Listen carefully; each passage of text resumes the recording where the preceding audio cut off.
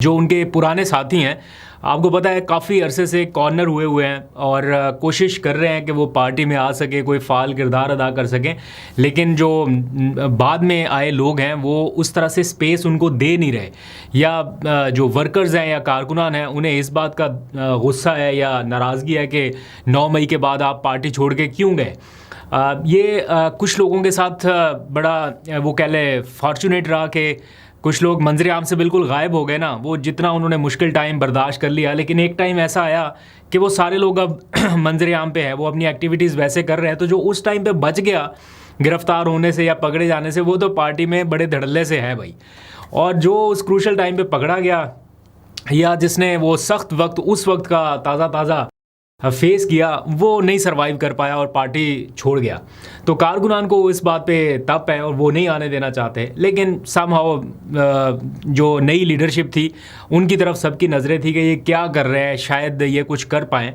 लेकिन अभी तक जो वकला बरादरी होगी या जिन्होंने पार्टी की बाद में बागडोर संभाली, वो कारकुनान की तवक्कुआत पे पूरा नहीं उतर पाए और इस बात का बरमला एतराफ़ और इजहार वो करते हैं। ये जितने लोग आप इस वक्त स्क्रीन के ऊपर देख रहे हैं, ये सब के सब वो लोग हैं जिनको सिर्फ इमरान खान को जेल से बाहर निकालने के लिए की जाने वाली कोशिशों के नाम पे वोट पड़ा कि आपको और कुछ नहीं करना, सिर्फ इमरान खान की रिहाई की कोशिश करनी है। और फ़िलहाल ये सारे के सारे लोग जो हैं वो बेबस नज़र आ रहे हैं। उसकी वजह हरगिज़ सिर्फ ये नहीं है कि इनकी नीयत ख़राब है या ये करना नहीं चाहते, रुकावटें और भी बहुत सारी हैं। आपको पता है कि सिस्टम में क्या इस टाइम खामियां हैं, 26वीं तरमीम के बाद क्या सूरत हाल है। ये इतना आसान टास्क नहीं रहा अब इन लोगों के लिए। तो अब इस सारी सूरत हाल में जो कॉर्नर हुए लोग हैं वो कोशिशें कर रहे थे कि हम किसी तरह से सामने आए और हम कोई बातचीत का रास्ता निकालें। तो समहाउ जब पीटीआई के लोगों से या कारकुनान से स्पेस नहीं मिल सकी तो उन्होंने अपने तौर पे इनिशिएटिव लिया और उन्होंने कोई मुलाकात किया आपस में। ठीक है, ये एलुमनाई समझ लें आप, पीटीआई के एलुमनाई कहना चाहिए, क्या कहना चाहिए, जो साबिकीन है उन्होंने एक इजलास बुलाया। और इसको ज़्यादातर जो इस एक्टिविटी को क्या कर रहे हैं, प्रमोट कर रहे हैं या बढ़ चढ़ के हिस्सा ले रहे हैं, उनमें हैं फवाद चौधरी साहब, जो लीड कर रहे हैं सारे मामले को, इनिशिएटिव जो बेसिकली ले रहे हैं। फवाद चौधरी साहब ने ट्वीट करके बताया कि जनाब पुराने साथियों ने एक मुलाकात की है और सब इकट्ठे हुए हैं और इस बात पर इत्तफाक हुआ है कि अब हम इमरान खान की रिहाई के लिए इनिशिएटिव लेंगे और हम सियासी जमातों से रब्ता करेंगे कि मुल्क का जो सियासी दर्जा हरारत है उसको काम डाउन किया जाए और इमरान खान की रिहाई को मुमकिन बनाया जाए। और सिर्फ इस एक नुकाती एजेंडे पे हम आगे बढ़ेंगे और सियासी जमातों से बातचीत करेंगे।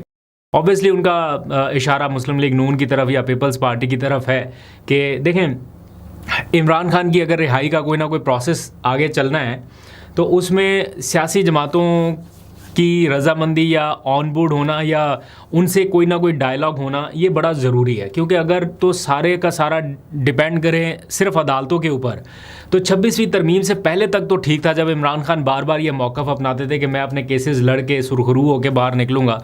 लेकिन 26वीं तरमीम ने सारे डायनामिक्स कर दिए हैं चेंज। अब कहीं ना कहीं स्पेस निकालनी पड़ेगी। वो जो आपको एक पॉलिटिकल स्पेस ऑलरेडी मिली हुई है, उसका इस्तेमाल करते हुए इमरान खान की रिहाई के लिए कोई ना कोई और तरीका भी आजमाना पड़ेगा, सिवाय अदालतों के ऊपर डिपेंड रहने के। इसके अलावा भी कुछ करना पड़ेगा।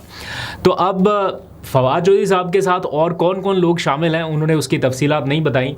क्या ये कारगर हो सकता है या वो इस इनिशिएटिव को लेके आगे बढ़ सकते हैं? पीटीआई की क़यादत उन्हें ये अलाउ करेगी, कारकुनान उन्हें अलाउ करेंगे कि ठीक है आप हमारे बिहाफ पे करें? थोड़ा सा मुश्किल ज़रूर लगता है, लेकिन अब कौन कौन उसमें शामिल है ये देखना होगा। जैसे मुझे जहाँ तक लगता है, फॉर एग्ज़ाम्पल एक तो फवाद चौधरी साहब हो गए, ये यकीनन ज़्यादातर लोग जो है ना वही होंगे जो वो क्या इस्तेहकाम पाकिस्तान पार्टी में शुरू में गए थे। जैसे वो साबिक गवर्नर सिंध इमरान इस्माइल हो गए, वो भी आना चाहते हैं पार्टी में, वो भी डेफिनेटली इस मौके पे अपनी स्पेस बनाना चाहेंगे यार मैं आ सकूं। कोई और 2-4 लोग भी होंगे, लेकिन जो मैं समझता हूं जो किरदार अदा कर सकते हैं इन केस अगर ऐसा कुछ होना है, असद उमर को शायद इसमें इंक्लूड किया जाए या शीरी मज़ारी। वैसे शीरी मज़ारी और फवाद चौधरी की कोई केमिस्ट्री इतनी अच्छी है नहीं, तो साबिकीन में और कौन कौन है? जो भी कोई होगा जो पार्टी छोड़ के गया, वो पीटीआई के कारकुनान के लिए तो काबिल कबूल इस टाइम नहीं है, अनटिल अनलेस उसको इमरान खान अप्रूवल ना दे दें।